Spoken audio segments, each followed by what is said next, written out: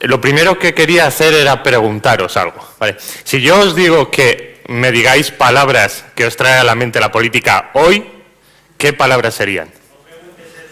Sí, hay que preguntarlo, hay que preguntarlo. Ya están los políticos para no preguntarte. Yo sí voy a preguntarte. Aburrimiento. Aburrimiento, más. Echarlo todo. Búsqueda del voto. Búsqueda del voto. Corrupción. ¿Más? Desconexión con la realidad. Manipulación. Intereses, abuso de poder. O sea, está todo fantástico. Era esto lo que yo me imaginaba, ¿vale? Esto es como está hoy la política. Apatía, coerción, falsedad, sociedad alienada, una sociedad que no se ve representada, información sesgada, top-down, inmovilismo, algo construido como si fuera un meca sistema solar que siempre ha estado ahí, algo que rige el universo, algo que no se puede cambiar.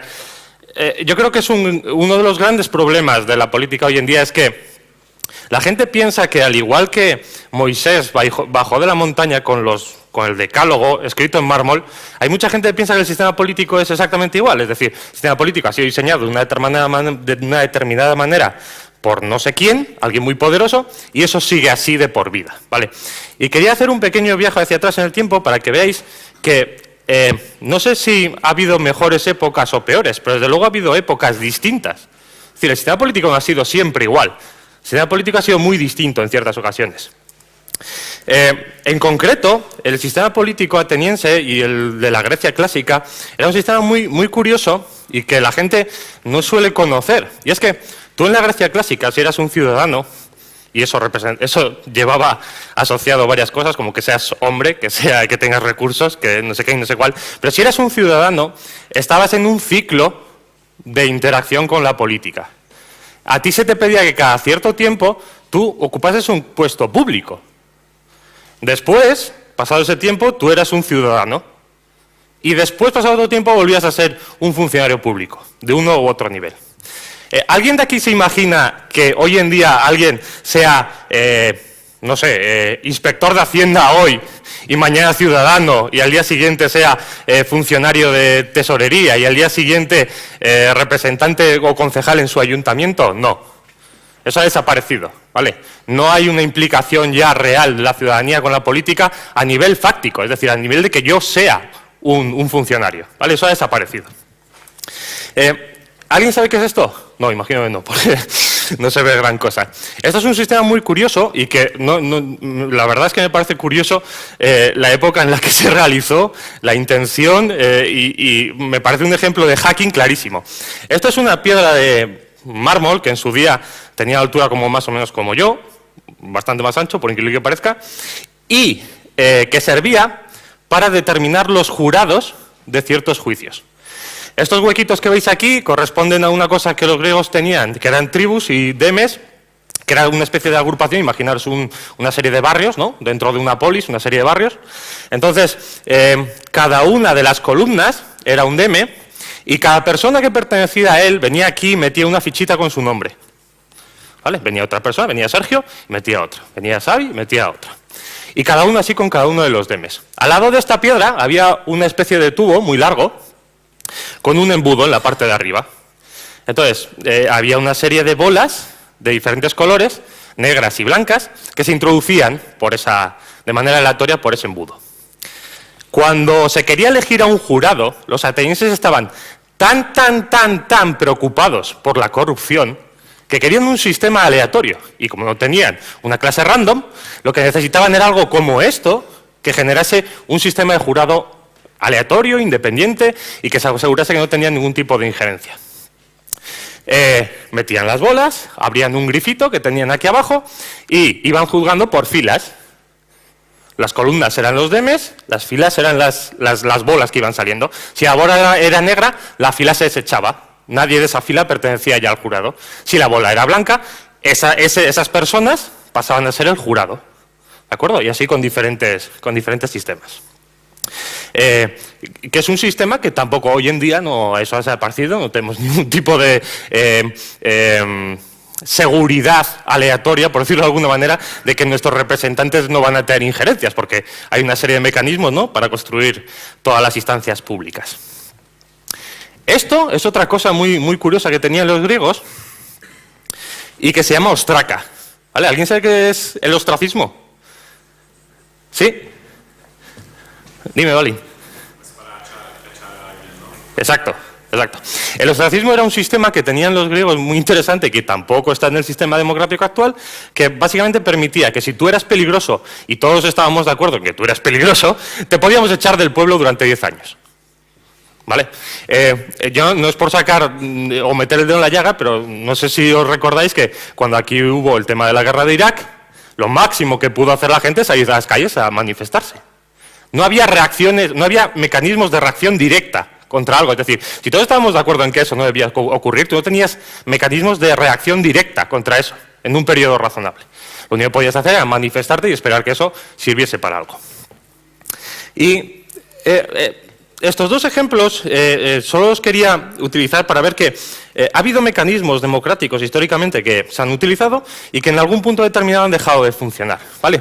Este gráfico, que obviamente no se ve un carajo, es cómo funcionaba el sistema político ateniense, ¿no? Teníamos en el centro los ciudadanos, ¿vale? Esos 60.000 hombres de más de 30 años, etc., etc., con una serie de limitaciones. Y luego, si podéis ver las flechas, por lo menos, todas las flechas apuntan de una manera o salen de alguna manera de esos ciudadanos, ¿vale? Y van, por ejemplo, desde los 60.000 hombres hasta el poder legislativo, hasta el poder militar, hasta el poder soberano. Incluso a una cosa que se llamaba eclesia. ¿A alguien le suena eclesia de algo? ¿Le suena algo esa palabra? Eclesia, suena a algo. Iglesia, iglesia. Lo que hoy conoce, la palabra que hoy conocemos como iglesia proviene de esto, de eclesia. Eclesia era una asamblea popular, es decir, nos juntábamos 6.000 personas que habían sido elegidas por los ciudadanos y decidíamos algo. Decidíamos que había que entrar en guerra con no sé quién o que no tenía que hacerlo. El poder soberano era nuestro y el poder soberano se ejercía de manera directa. Es decir, alguien decidía que una persona me iba a representar y que esa persona tendría alguna decisión.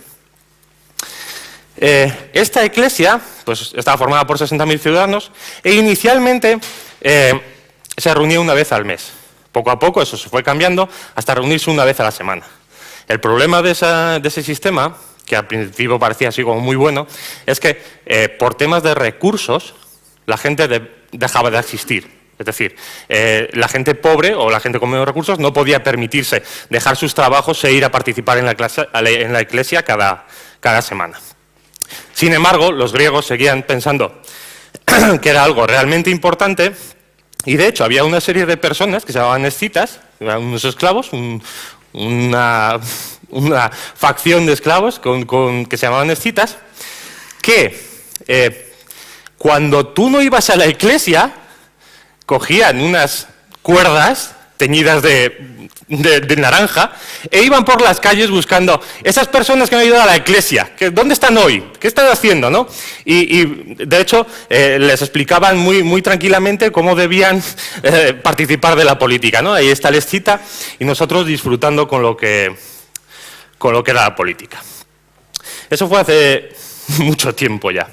Entonces, ayer, cuando yo estaba preparando la charla, los días anteriores a la charla, hice una serie de preguntas para ver a día de hoy cómo estaba el mundo de los desarrolladores, el mundo de la gente que trabaja en frameworks, en tecnología, para ver cómo se sentían de reflejados, ¿no? Y esta era una de las slides que ponía ayer, en la que tú te sientes de alguna manera relacionado con la política. La mitad de la gente decía que no, ya, directamente, ¿vale? Que es un tema un poco crudo. Pero es más, cuando yo decía, ¿piensas que la política ha empeorado o mejorado en los últimos 10 años? Casi el 60% de la gente decía que ha empeorado. Gente, no estamos hablando de un sondeo general, sino un sondeo de desarrolladores, únicamente gente que está implicada con la tecnología. Y solo un 17% decía que había mejorado. Pero lo que me pareció increíble es que yo dejaba una opción que era otros, ¿no? Y la gente, si pinchaba otros, podía meter en un campo libre lo que quisiera. Y lo que emitió un 25% de la gente es la misma mierda. O sea, lo cual representa el estado de concepción que tenemos de nuestra relación con la política, ¿no? La última pregunta, que es la que ha hecho que no me corte las venas, es que le preguntaba, ¿crees que es posible que haya un sistema mejor? No sé cuál, yo no sé cuál, ¿vale? De acuerdo.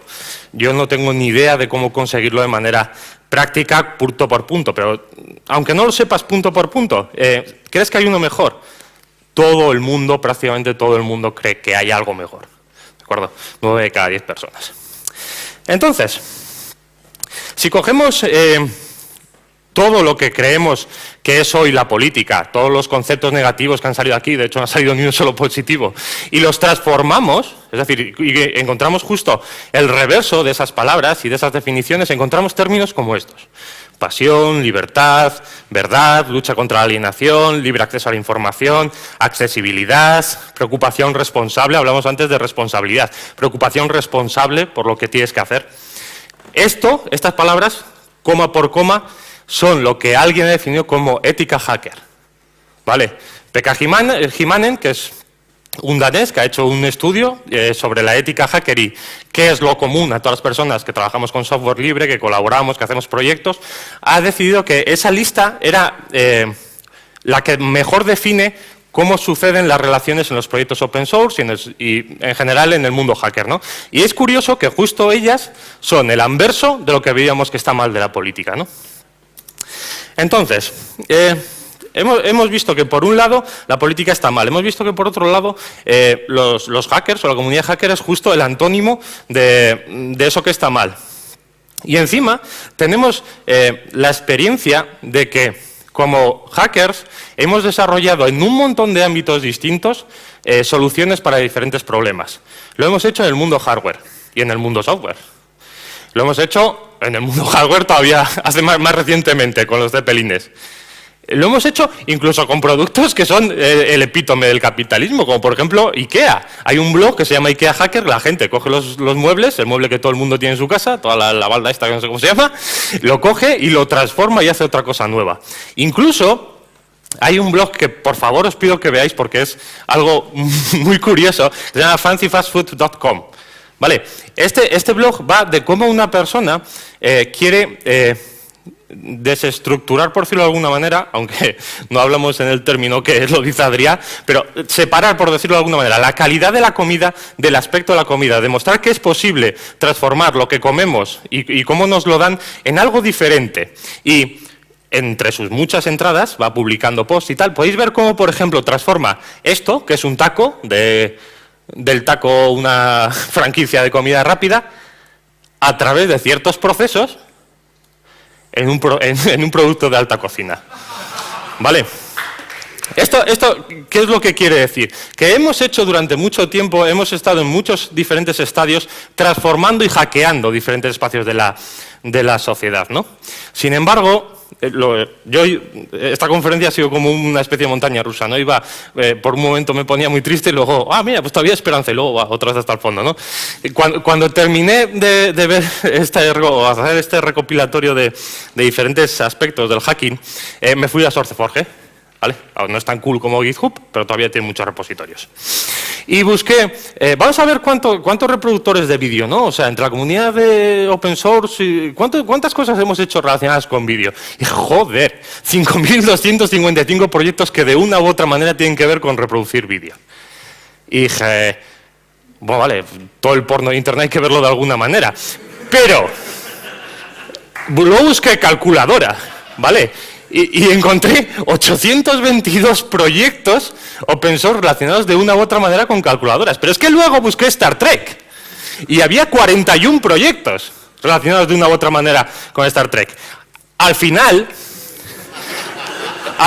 no estoy en contra de que el mundo GPL se monte encima de la regla de todas las mujeres del mundo y consigamos un software libre para todo tipo de problemas. Pero sí que me dejó triste que para política solo encontré 9 proyectos en todo SourceForge que tuvieran que ver de alguna manera con política, ¿vale? Y esa es la espinita que yo tengo clavada y que no sé si porque me hago mayor o porque ahora me interesan otros temas, últimamente me trae un poco por la calle de amargura. Para mí, en este aspecto, hay un aspecto que es el social y el político, que los hackers hemos fracasado totalmente, no hemos hecho nada. Entonces, volvemos otra vez sobre ayer, volvemos otra vez a hoy. Yo creo, y en palabras de Xavi, yo creo, es una parte muy importante lo que voy a decir, yo creo que las dos grandes razones por las que el sistema político está así actualmente son estas dos que os pongo aquí. Primero, el coste de colaboración, es decir, el hecho de que yo me tenga que coordinar individualmente con otros 100 millones de nodos o con otros 20 millones de nodos es algo muy dificultoso y lo ha sido a lo largo de la historia. Y luego, por otra parte, la falsa presunción de que la gente es imbécil. Yo no sé si tenéis esa sensación, yo tengo esta sensación todos los días cuando veo el telediario. Me da la sensación de que el señor que está saliendo por la tele está pensando yo soy un capullo. Y como soy un capullo me entero de que me está intentando vender la moto. Porque cuando la conversación es lícita y él me quiere vender una moto y yo la cojo o no, nadie resulta ofendido. Pero si tú vienes a contarme una historia y pretendes que yo me crea que eso es natural, tenemos un problema. Entonces, para demostrar que estos dos conceptos ya están totalmente sobrepasados en el siglo XXI, he traído una serie de ejemplos que creo que son muy representativos. ¿Alguien conoce este equipo? F-Shield, Sergio. Creo que sí, vamos, igual es que lo ponen más barato, pero este es el que está invertido con un montón de... Exacto. Exacto. Este es un club que era un club de fútbol de toda la vida y en un momento determinado un montón de gente por internet juntó $500,000 de libras en 10 días y lo compró. ¿Vale? Ahora es un equipo gestionado por 30.000 aficionados. Es decir, no gestionado en el sentido de que son accionistas, como pasa en otro equipo, sino que las decisiones reales de funcionamiento de este equipo las toma la gente. Es decir, ellos tienen una aplicación web, entran a la aplicación web y dicen, joder, de lateral derecho quiero a este tío, porque está muy bien esta temporada. Y de portero vamos a cambiarle, que es un paquete, no sé cuál, y eligen la disposición del equipo. Es más, el entrenador recibe todas estas indicaciones y las toma como un consejo muy importante, porque, joder, cuando alguien se acerca a ti y cuando 30.000 personas se acercan a ti y te dicen, oye, tío, tú dices, bueno, es que son 30.000, algo de razón tendrán. Y es algo increíble. ¿Y qué consigues con esto? ¿Sí? ¿No? Esto es Wembley, ¿vale? Este es un equipo que jamás en la vida había llegado a ninguna final, jamás en la vida había hecho nada y es la misma plantilla que era antes de ser comprado o gestionado por estas personas. Es la demostración práctica de que 30.000 personas se pueden poner de acuerdo sobre cómo gestionar un equipo a nivel táctico y a nivel de funcionamiento y conseguir resultados. ¿Vale? Jamás en la vida este equipo había conseguido llegar a una final de nada. Zopa. Zopa es otro ejemplo de cómo hay estructuras. Antes hablábamos de que, bueno, antes costaba mucho producir las cosas, ahora todos los que antes éramos pobres consumidores tontitos, ahora producimos también cosas, ¿no? Y la industria se lleva un poco las manos a la cabeza, voy a decir, coño. Zopa lo ha hecho con el sector más reacio a todo esto, que es la banca. ¿Vale?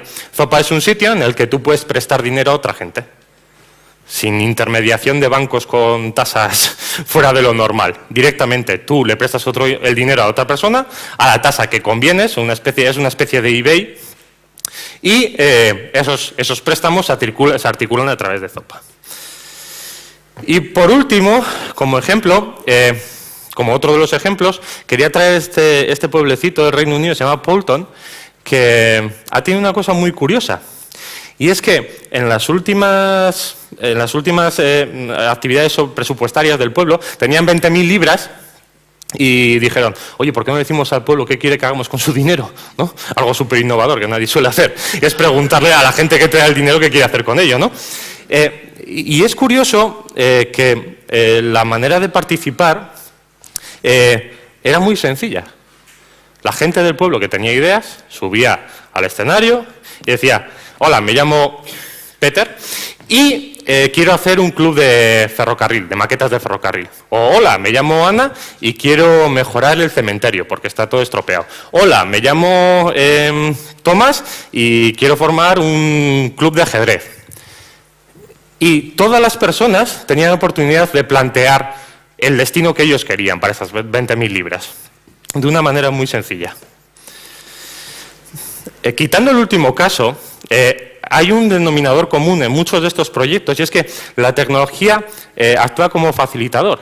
Es decir, estamos consiguiendo bajar el coste de la colaboración, lo que antes costaba coordinar a diferentes personas, hasta un nivel muy, muy bajo. ¿De acuerdo? ¿Qué quiero para mañana, cuando volváis a vuestros trabajos y olvidéis todo lo que hemos oído? Quiero plantear una serie de oportunidades, ¿vale? Tenemos unas oportunidades bestiales como profesionales de la tecnología en actuar sobre datos públicos, pedirle a las administraciones que abran sus datos, hacer mashups, hacer APIs, construir accesos RDF. Podemos hacer virguerías con los datos si quisiéramos. Tenemos datos que, fuera parte de lo que suele ser lo aburrido de la política, tenemos datos sobre tiempo, sobre meteorología, sobre transporte, las obras en curso. Podemos juntarlos, podemos coger todas las obras públicas que están habiendo en mi pueblo y juntarlas con el presupuesto total para ver qué proporción representan. Deberíamos tener acceso al registro mercantil, saber cuáles son todas las empresas que están actuando ahora mismo, de manera gratuita, sin tener que pagar nada. Tenemos que poder ser capaces de construir un montón de herramientas para la sociedad, no para freaks, no para gente que quiere llevar su regla en una aplicación GPL. O sea, podemos hacer cosas tan importantes o más. Mi recomendación para vosotros, abrir la página de vuestro ayuntamiento. Ir a la página de vuestro ayuntamiento y ver qué está exponiendo, qué información está presentando de sus actividades. Hablar con ellos sobre cómo poder trabajar en estar más informados vosotros sobre qué hacen con vuestro dinero, qué se hace en obras públicas, qué se hace con todo lo que se recauda. Y muy importante, actuar ahora con lo que tenemos. Es decir, si oís hablar a mucha gente relacionada con la política más directamente, es decir, a políticos, os dirán que no, bueno, estamos trabajando en abrir nuestros datos, pero claro, la seguridad, el WADUS, la tecnología, claro, estos proyectos tan largos, etc. Es mentira. Es decir, hay posibilidad de coger ciertos datos actualmente y ponerlos a disposición del público ya. Ellos tienen un problema muy grave y es que tienen el enemigo en casa. Es decir, las propias administraciones, y volvemos un poco al tema que hemos hablado antes con las grandes empresas, tienen mucha inercia, que es algo que os dirán siempre, pero no, es que nosotros tenemos mucha inercia. Y tienen dificultades reales para conseguir engañarse a sí mismas para poner a los datos a disposición de la gente. Pero se puede hacer. Otro consejo que os daría es que dediquéis un tiempo del hacking a un proyecto que no sea geek. Me da igual. O sea, si queréis construir un sistema para poder traquear cómo están llegando los autobuses y no esperar hasta el 2015 que lo hagan en vuestro pueblo, sería fantástico. Si podéis hacer un mashup con los datos de sanidad o de meteorología sobre Google Maps, sería fantástico. Hacer algo que le valga a alguien que no sea desarrollador. ¿Vale? Es triste que todo el trabajo open source o todo el trabajo hacker solo revierta en la comunidad hacker. Que todo el proyecto open source sean para gente que desarrolla open source. También estaría bien que tuviéramos proyectos open source que sean, de los que sean beneficiarios gente que no tiene nada que ver con la tecnología directamente. Y por último, dejar claro que no va a ser fácil, ¿vale? Va a haber saboteadores, gente que piense que esto es una chorrada y que no tenemos derecho a saber nada porque nuestro derecho es pagar y callar. Hay gente que no va a tener acceso a la web y ellos lo van a utilizar para decir no, es que no podemos construir estos canales porque esto excluye a la gente que no está conectada a Internet, bla, bla, bla, bla. Y también incluso va a haber que unificar un problema real que es unificar un montón de voces distintas. Es decir, tampoco es sencillo construir una herramienta para que 100.000 personas se pongan de acuerdo sobre unos presupuestos públicos o que se asegure que se escucha la voz de todo el mundo. Pero eso son detalles de implementación. Y nadie sabe más de implementación que un programador. No tengo nada más que decir.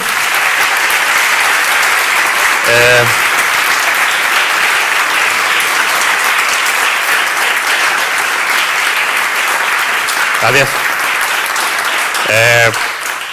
Pro Bono Público es una asociación, como un club de montaña, no en ningún punto diferente, que pretende simplemente que podamos hacer proyectos en la línea que os comentaba, colaborando en un proyecto open source para que alguien sepa lo que se hace en su ayuntamiento, por ejemplo, o lo que sea. Nada más. Speech, por favor, que hable alguien. ¿Podrías describir una cosa? Bueno, Aitor, te veo muy modesto y me gustaría que contases en qué ha consistido la experiencia de montar Parlio, o Parlío, que no sé cómo demonios se dice. Yo tampoco. Que es una manera de entrar, al menos en el Parlamento sí. del País Vasco. Si no me falla la conexión.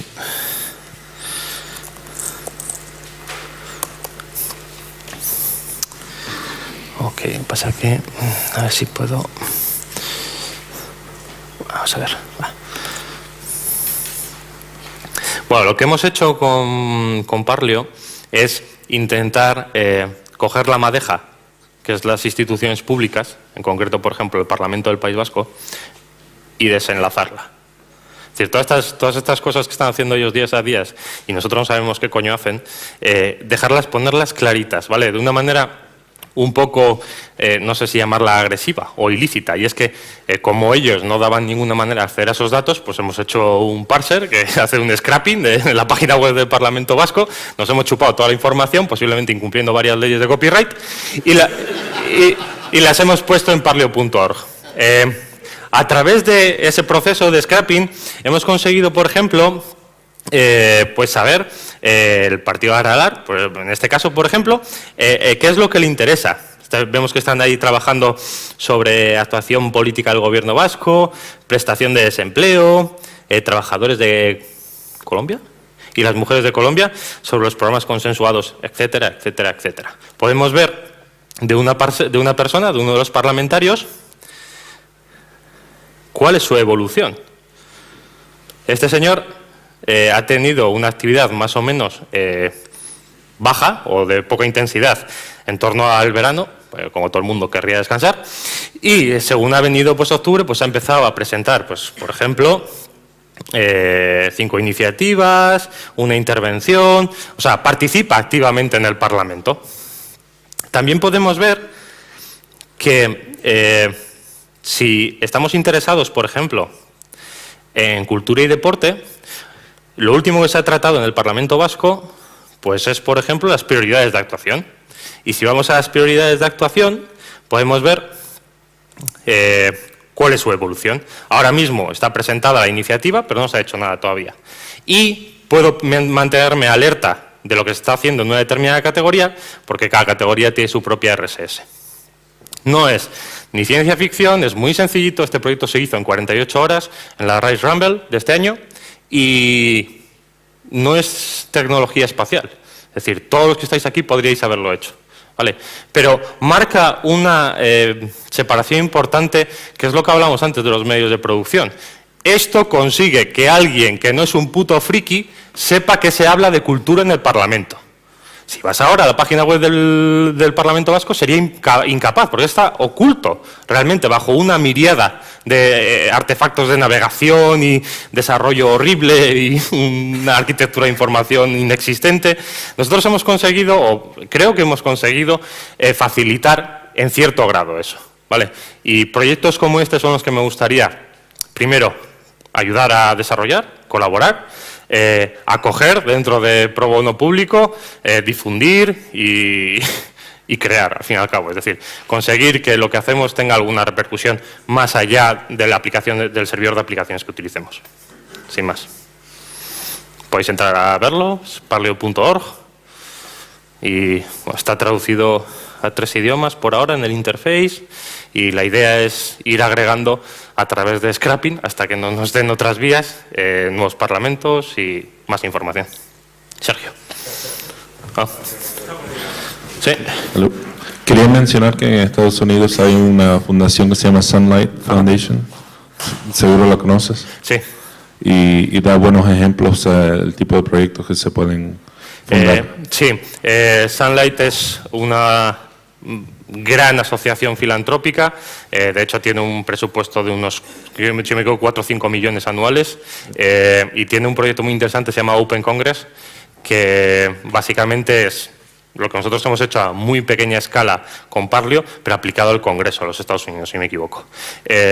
Además de eso, tienen más proyectos para presentación de datos, reutilización de datos públicos, y están haciendo realmente mucha fuerza con respecto a la administración, que, bueno, en este caso la administración Obama también ha impuesto una especie de proactividad con respecto a la apertura de datos. Entonces están trabajando con esa gente y están apareciendo un montón de iniciativas en diferentes lugares, ayuntamientos o estados que publican sus datos y que pues un proyecto de Sunlight Foundation los coge, los reutiliza, crea un mashup, crea una aplicación y la pone a disposición de la gente. Y segundo punto, que ellos alcanzaron mucha popularidad en cuanto a las aplicaciones por medio de contests y nos reunimos mucho en Hackfest y eso en las conferencias. Así que, por ejemplo, en la próxima conferencia Rails estaría por 5 horas un Hackfest o algo, con la meta de hacer, ampliar a Parlio, hacer otro tipo de proyectos.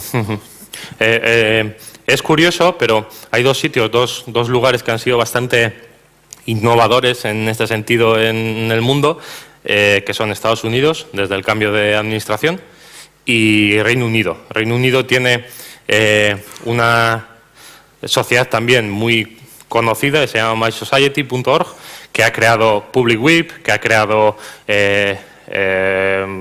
Fix My Street, herramientas para hablar con tus representantes, y que bueno, lleva varios años ya haciendo proyectos muy interesantes que no tienen reflejo o parangón, por decirlo de alguna manera, en lo que por aquí hemos hecho por ahora.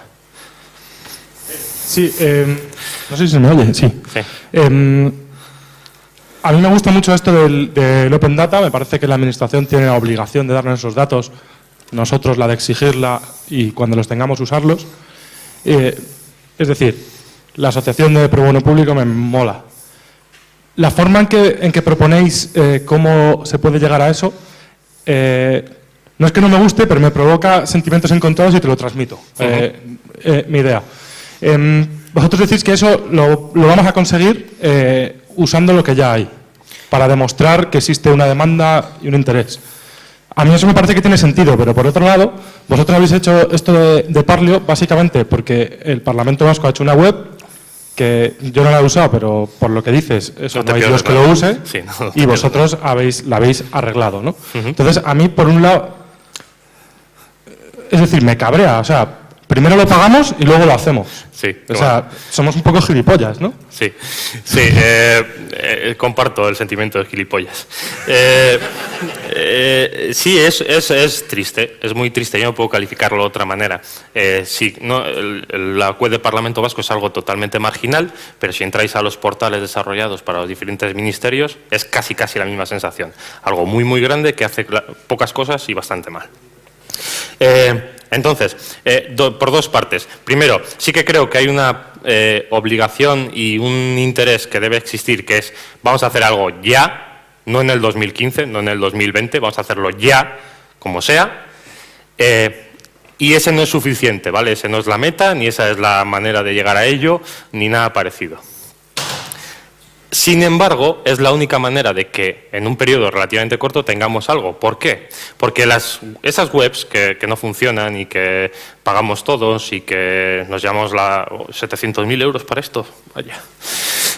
Todo eso es producto de una determinada organización dentro de las administraciones públicas, de cómo funciona. Es decir, es que ellos tienden a contratar a equipos de desarrollo que generan eso. ¿Por qué? Porque se subcontratan en 18 niveles, porque se aplican márgenes abusivos que como pagamos entre todos no se nota al final del día. Al final la administración acaba generando eso. Entonces, la pregunta siguiente sería, joder, pero esto entonces no se va a arreglar nunca. Entonces, a eso hay también, yo creo que dos respuestas, que es, vale, entonces vamos a quemar lo que hay ahora, le prendemos fuego, que es lo que se ha hecho históricamente cuando querías hacer una revolución importante, y ya está, ¿no? Bueno, entonces, en esa parte yo no puedo ayudar porque soy demasiado pequeño, soy solo uno para quemar todas las instituciones públicas. Y el otro es, vamos a intentar hackear el sistema. Es decir, vamos a intentar hacer cosas, no ya como Parlio, sino cosas que realmente tengan reflejo en la actividad diaria, en lo que hace la gente, en que la gente pueda emitir su opinión sobre si se quiere parar una guerra o no se quiere parar una guerra, sobre si quiere reformar la sanidad o no quiere reformarla, y ver si eso puede, de alguna manera, causar repercusión sobre las administraciones públicas. Yo no estoy seguro de que lo vaya a hacer, pero creo que merece la pena intentarlo. Y con respecto a lo que es la administración por dentro, yo tengo la misma problemática, es decir, bueno, yo creo que incluso ellos tienen la misma problemática, es decir, hay gente en la administración pública que sabe que no se están haciendo las cosas bien, pero que por las propias dinámicas que hay dentro no puede cambiarlas. Yo un par de cositas. Lo primero, darte las gracias por lo que estás haciendo y por la charla, porque me parece alucinante. Y tenía curiosidad por saber qué tal, o sea, qué efecto ha tenido Parlio en cuanto a visitas, ¿no? Un poco o sea, si la gente lo ha cogido con entusiasmo, y también si ha tenido un efecto que vosotros habéis percibido en los políticos. En los políticos. Sí. Es decir, qué reacciones, ¿no? Un poco por curiosidad. Sobre las visitas, no sé ahora cómo andaremos. No. Bueno, pues luego Alberto os comenta lo de las visitas. Yo creo que ha funcionado bastante bien y que la razón es que esta época es especialmente mala. La gente está muy, muy cabreada con los políticos. La gente, yo creo que es la época de la historia en la que la gente confía menos en sus representantes, porque te levantas por la mañana y en España, desde luego. Sí, no, y yo creo que es algo general. De hecho, bueno, yo creo que Obama ha tenido tanto impacto porque ha representado ese cambio, ¿no?, que estaba en su lema, era realmente eso. Es decir, vamos a de alguna manera cambiar esta dinámica de los últimos 50 años, ¿no?, y vamos a hacerlo. Y creo que por eso la gente ahora está reactiva a todo este tema. Es decir, yo creo que cuando le dices a alguien, oye, ¿por qué no hacemos algo para que sepamos un poquito mejor dónde van nuestros impuestos y así de repente no nos levantamos un día y leemos en el periódico que un tío se ha llevado 100 millones de euros? Dice, bueno, pues igual no es tan mala idea, porque no sé si lo evitará, pero igual por lo menos se contiene un poco el tema. Entonces yo creo que esas dinámicas existen porque la gente está muy quemada, y en ese sentido yo creo que Parlio, sin tener un efecto brutal, porque al final pues, es de una comunidad autónoma únicamente, no es una página a la que se haya dado ninguna publicidad pagada, ni nada así, ni nada relacionado, ha tenido un buen efecto, y bueno, luego Alberto puede comentar más del tema. Y con respecto a los políticos son una especie de seres humanos un poco muy particular, porque responden, no sé si ante Dios y ante las instituciones, ¿no? O sea, tienen un gran miedo a hablar de ciertas cosas, en cierto modo, porque claro, eso no tiene repercusiones solo como ellos, sino como institución, ¿no? Personalmente, como Parlio, se ha puesto en contacto con nosotros gente de la administración pública y nos ha dicho, nos gusta lo que habéis hecho, mola, dejad de coger nuestros datos. Y ya, no lo han dicho claramente, pero venía con dos señores muy altos. Ahora en serio, realmente han dicho muy bien y ya. No ha habido ningún tipo de repercusión, no ha habido muy bien, vamos a hacer algo para que no tengáis que hacer esta guarrada que hacéis y no se joda el invento dentro de 3 semanas. No, eso no ha habido. De hecho, ha habido la intención, yo creo que un poco de aprovecharse aprovecharse de nosotros es un poco mucho, ¿no? Pero gente nos han llamado de ciertas instituciones diciendo, oye, joder, esto del Parlio está de puta madre, ¿por qué no hacéis lo mismo para mi institución? Y después después de los insultos, lo que le dije fue más o menos que, hombre, no sé, o sea, mi tiempo libre tiene una duración muy, muy pequeña, sobre todo hoy en día, y puedo hacer cosas, pero no puedo hacer milagros. Entonces, tú que eres la administración, tú sí puedes hacer milagros. O sea, a mí me parece que no conocemos el poder de un país. No conocemos el poder de un país que esté representado de manera más directa.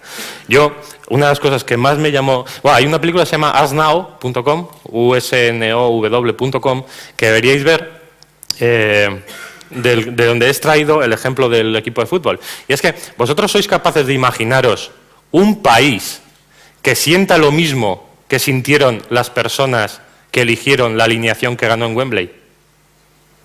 Alguien que diga, joder, esto ha funcionado y parte de que haya funcionado es por mí, porque yo he elegido que esto se hiciera así. Si alguien consigue coger un país, tener ese tipo de representación tan personal, de feeling de las personas con lo que hace su país, me da absoluto miedo lo que podría conseguir. Porque realmente es un montón de poder, de mentes, de personas trabajando a la vez con una representación y una implicación personal y sentimental sobre lo que se hace, que es justo lo contrario de lo que tenemos hoy en día, donde todo el mundo se la suda todo y lo que quieres es pagar los menos impuestos posibles y que te dejen en paz. Porque hoy en día solo importa comprar y follar. Entonces, todo lo demás no tiene mucho interés. Pero vamos, a mí en este sentido me parece que hay unas posibilidades. O sea, a mí me parece que estamos viviendo un momento cojonudo, apasionante, ¿vale? Tiene muchos problemas, tiene muchas cosas, pero es un momento de cambio de la historia. Es decir, la historia se ha producido de una manera muy lineal durante el siglo XX, con cosas muy cíclicas, y ahora hay cambios. Hay cambios en la industria de la música, hay cambios en la industria de la cultura, la economía está cambiando, hay un montón de cambios. Yo creo que el político va a ser de ese estilo. Va a ser un cambio que no va a ser fácil, ni va a ser rápido, pero va a haber un cambio profundo en cómo conocemos y cómo se representan los países, en lo que es un gobierno. Hoy un gobierno es A, B y C. Yo creo que ese A, B y C va a cambiar. Y no sé. No sé, yo quizás soy la parte, no sé si más optimista o inocente de Linkin Park, ¿no? Entonces, yo sí que creo, como comentaba antes o preguntaba Sergio, si esto servía o si era rehacerles y sacarles la papeleta de algo que habían hecho mal, ¿no? El hecho de que la Diputación de Guipúzcoa, que es el ente que Aitor no quería comentar, quisiese que hiciésemos una web, o sea, que hiciésemos Parli sobre la Diputación de Guipúzcoa, para mí es un avance. Por lo menos ya saben un camino en el que a lo mejor se puede mejorar lo que tienen, ¿no? El hecho de que a comienzos de esta semana a Aitor le hayan llamado del gobierno vasco la gente que lleva estas cosas para ver para escucharle, pues ya es un avance, ¿no? El hecho de que esa persona del gobierno vasco realmente fuese la que diese a conocer en el País Vasco el proyecto que nosotros habíamos hecho durante un fin de semana en un caserío, es un avance. El hecho que gracias a él la portavoz del gobierno vasco habló de nosotros y llega un momento, vale, nosotros no somos nada y no se ha hecho nada, es cierto, no se ha hecho nada, pero sí que yo creo que en ese sentido estamos avanzando, ¿no? Porque ya por lo menos tienen un referente de algo que no es perfecto, obviamente no es perfecto, pero por el que puede ir el camino, ¿no? Y en cómo mejorar eso también, yo sí que creo que en algunos momentos le tengo que frenar a Aitor, a los políticos les ayuda esa parte de escarnio público, ¿no? Cosas que muestra Parli o que no salen en otro sitio, o demostrar cómo 4 pobres pringadetes en un fin de semana pueden hacer algo que a ellos les ha costado un dineral. Si eso se conoce, tú ten seguro que la próxima vez que el tío vaya a firmar el presupuesto de 700.000 euros va a decir esto ¿por qué no? Yo quizás ahora luego alguno me tiene que dar alguna colleja por eso, ¿no? Pero yo tengo amigos que están muy metidos en las asociaciones de software libre y a mí me revienta los hígados cada vez que veo que la Diputación o la Comunidad Autónoma no sé qué ha creado una forja para sus proyectos, ¿no? O sea, tenemos 17 comunidades autónomas y yo creo que 21 forjas, ¿vale? Algo así. Entonces, yo siempre les digo que, por ejemplo, a mí me resultaría más útil que cojamos un proyecto de los que una administración pública ha pagado 1 millón de euros a la Centur de turno, al que sea, y que lo hagamos y le saquemos los colores. O sea, no hay nada mejor que sacarle los colores, eso es lo que va a hacer que cambien. O sea, la próxima vez que vayan a cambiar, yo no se lo voy a hacer gratis. Cuando nos escribió la Diputación de Guipúzcoa dijimos, sí, hombre, ¿vale? Y no se lo voy a hacer, pero por lo menos que sepan que no es el camino de hacer las cosas, ¿no? Es un poquito lo que queremos intentar dentro de Parli. Yo creo que encima eso es una fortaleza y una debilidad a la vez, porque es una fortaleza porque los políticos se cuidan muy mucho de que su nombre aparezca relacionado con ciertas expresiones, y es una debilidad porque también ellos se pueden sentir agraviados, es decir, pueden presentar una acción demasiado reactiva, es decir, demasiado opuesta a todo este rollo, porque piensen que la transparencia, que debería ser algo positivo siempre, pueda ser positivo solo para agraviarles, es decir, para que la gente les transmite lo mal que funciona todo, que tú eres un capullo, lo hacéis todo fatal, esto no funciona. Yo creo que hay que tener un poco de balanceo en el sentido de que todo el estamento político, si es que lo necesitamos, que ese sería otro debate, no se sienta atacado de manera explícita por este tipo de cosas. sino simplemente como que participen de un proceso de transformación de lo que hemos tenido hasta ahora. Más cosas. No sé si estamos todavía en tiempo. Nada más. Muchas gracias, Héctor. Solo una cosa más, para mis encuestas favoritas. ¿A quién le gustaría tener un mecanismo como el ostracismo hoy en día? ¿Podéis levantar la mano, ¿no? Sin más? O decir sí, yo, no sé qué. ¿Vale? Para ciertos casos extremos. Y un sistema de participación dentro de las instituciones públicas activo, es decir, que la gente dedicase parte de su tiempo, cada X tiempo, en una institución pública. Vale, gracias.